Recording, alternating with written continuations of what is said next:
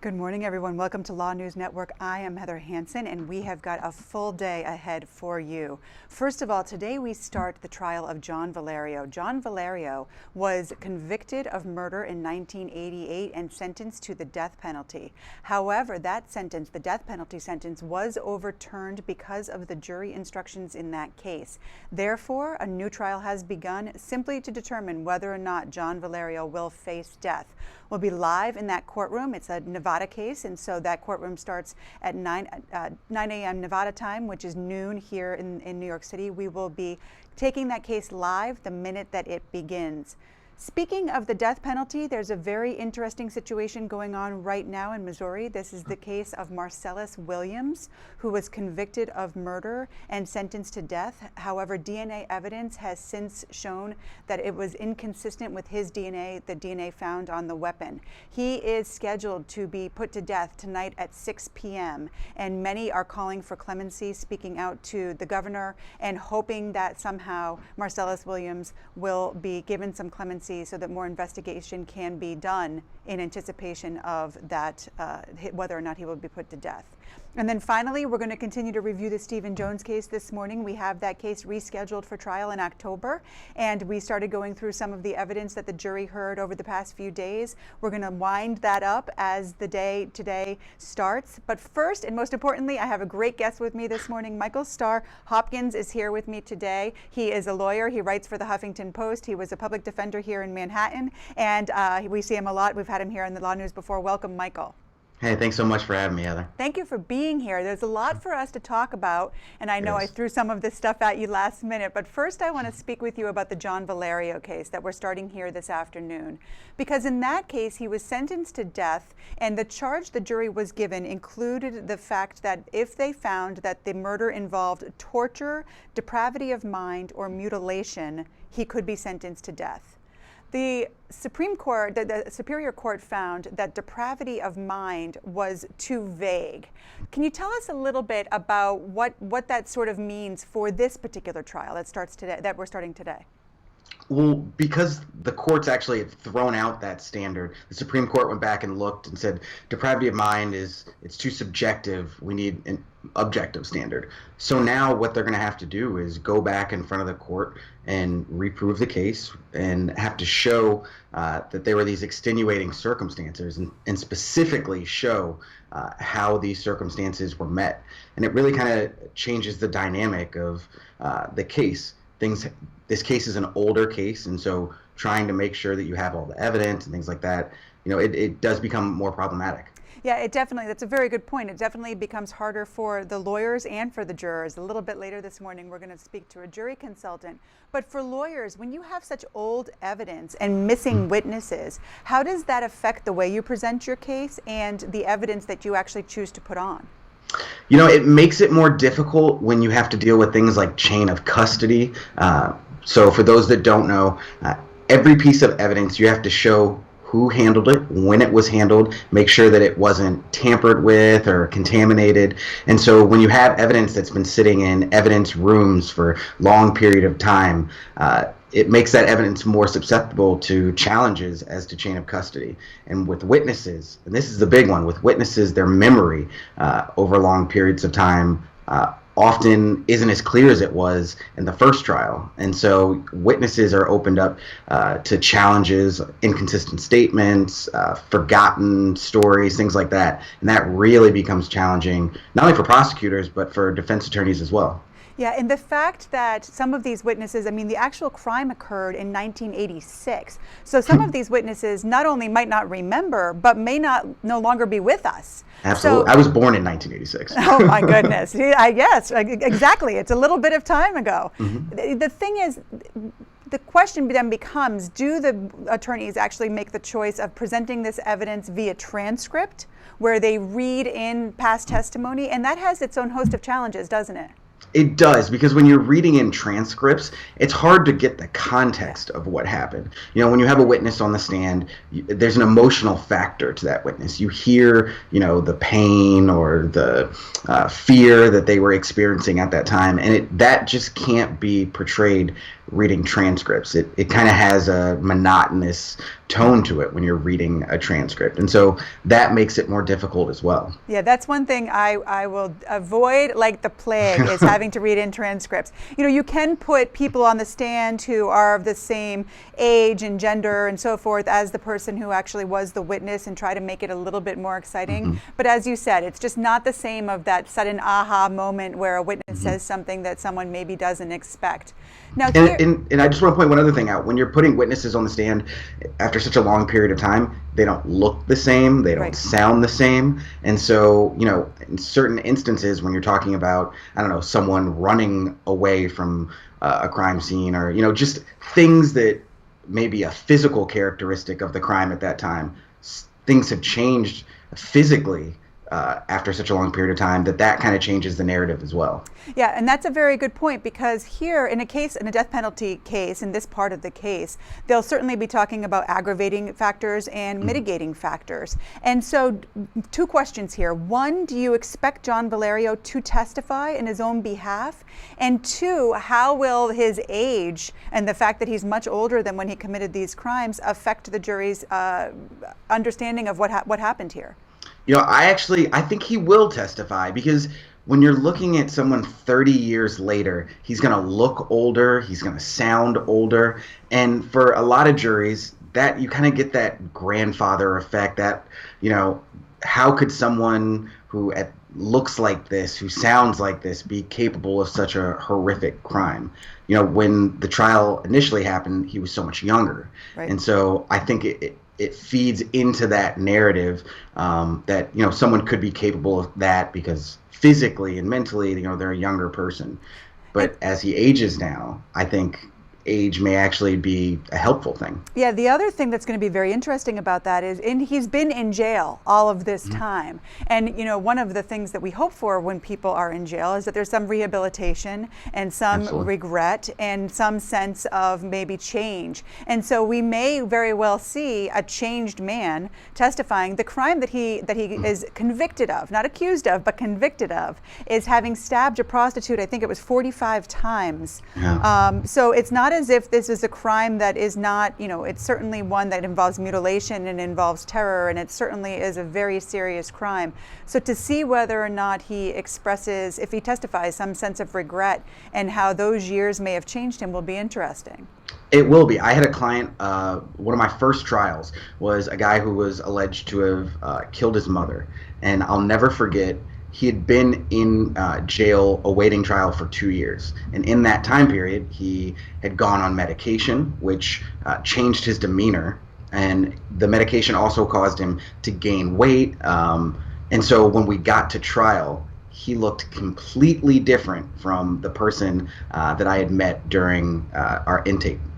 Completely different. He acted different, sounded different, and the videos that they were using of the initial interrogation, it didn't look like the same person at all.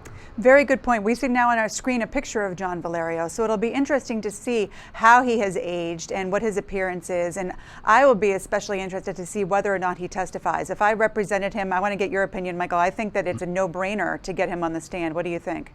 I do. I mean, there's not really much of a risk at this point. Right.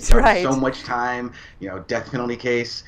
What's he really risking by going on the stand? At least if he goes on the stand, he can appeal to emotions and, you know, try to convince the jury, like you were saying, that not only has he changed as a person, but sparing his life is the right thing to do.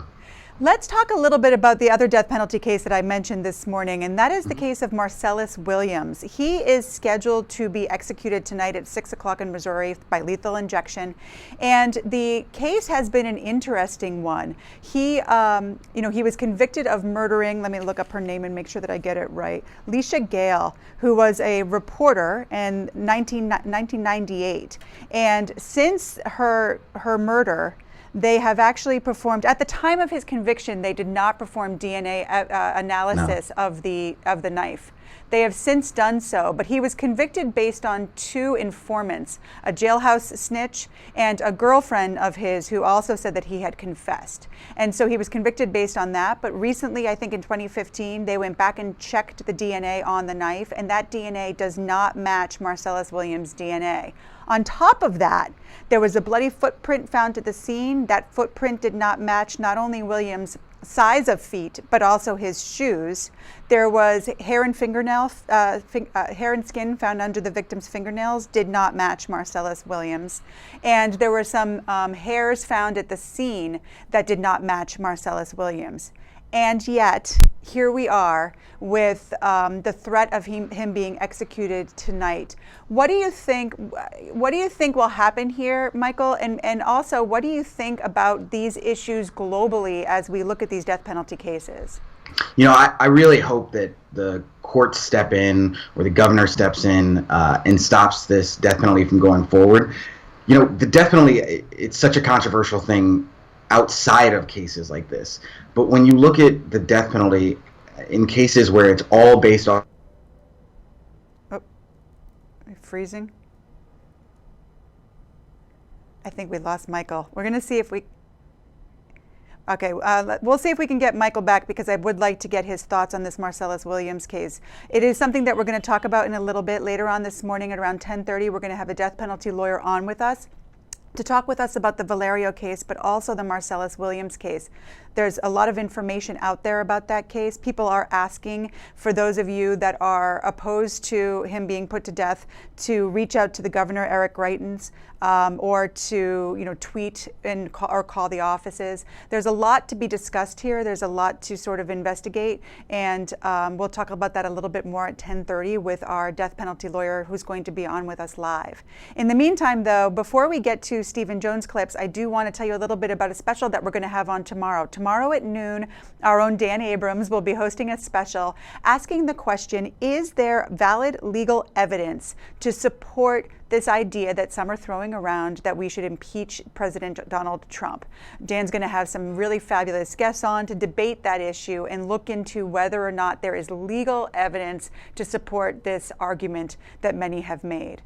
So that's something to look forward to tomorrow at noon. Today, there's much to look forward to as well. A little bit later this morning, we're going to have a jury consultant on to speak to us about the Valerio case and the effect of time on trying to pick a jury and what you would look for in picking a jury for that type of case. We'll also continue to talk about the Marcellus Williams case this morning and throughout the day.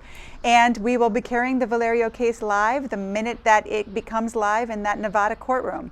For right now, though, I'm going to throw you to the Stephen Jones clips. We had just started the closing of the defense in this case. So I'm going to throw you to that clip. If we're able to get Michael back, we'll get him back and finish talking about these cases. But if not, we'll stick with Stephen Jones for a bit, and then we'll be back.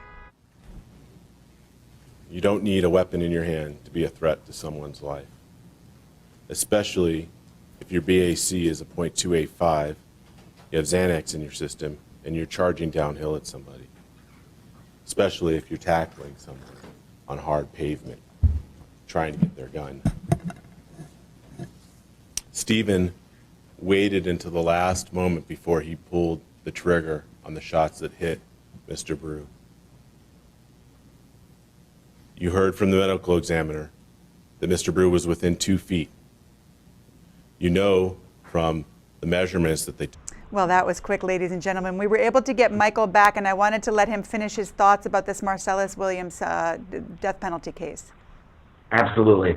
So I was saying, when you have a jailhouse informant being one of the witnesses in a case that ends up with the death penalty, that's so problematic, because this case specifically is based off of circumstantial evidence. And you're talking about the government taking the life of one of its citizens. And definitely, it's always such a controversial topic, because on one hand, when you have horrific crimes, you want someone to pay the ultimate price. But you also want to make sure you're making the right decision and that you're correct, because there's no coming back to it. And when I look at this case, it harkens back to a lot of the criticisms of the death penalty, that when an African-American individual commits a crime, especially a crime in this nature, that they're given the death penalty in an unequal manner than white criminals, especially when the victim is a white woman. And so, this case it's really troubling. Yeah, it's interesting that you bring that up, because I read a lot about this case last night, which was the first time I had heard of it. And one of the arguments that many are making to support this idea that there are racial disparities in death penalty cases. Here, 6 of the 7 African American jurors who were potentially going to be on this case were stricken. And so there's a lot to look to. But ultimately, I agree with you. If you're going to give this the ultimate punishment, we want to be sure that we don't have specific evidence that proves the person's innocence. And to me, I just think, what is the harm of exploring this DNA evidence further before you put someone to death and make an unmistakable, something that you cannot go back on, and not just to wait for it. Yeah, I mean, he's been sitting in prison already. It harms no one to take the time to go back and look at the evidence and see.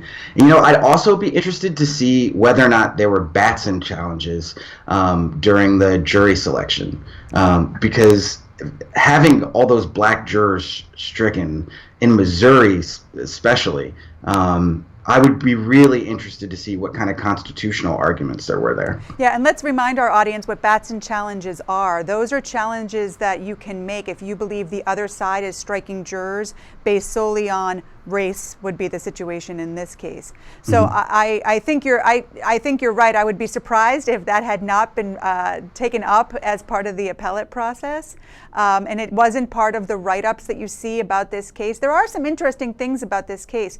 Justice Neil Gorsuch is one of our Supreme Court justices now, and he used to be on one of the appellate courts that heard some of these arguments. And then on top of that, the prosecution team was led by Bob McCullough, who many of us might remember that name because he was the prosecutor during the St. Louis Michael Brown situation. So there's a lot of familiar names in this case, which also heightens awareness of some of these issues. But it's something that we wanted to make sure that here on LawNewz that we had addressed, and we wanted to make sure we got Michael's take on it. I think we've lost Michael again, but at least we got him the opportunity to respond to that execution, which is scheduled to happen tonight at 6 o'clock. We will be talking to